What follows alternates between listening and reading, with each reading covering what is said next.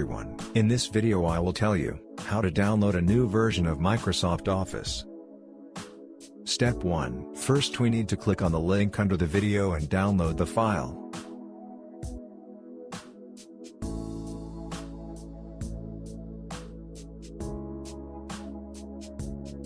Step 2. Next we need to unpack the file and enter the password for the archive.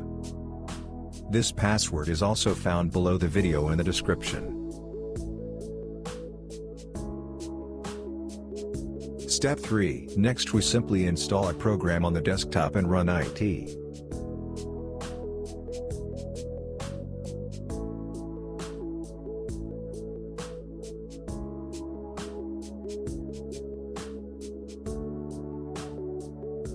While I am installing the program, you can like and subscribe to the channel.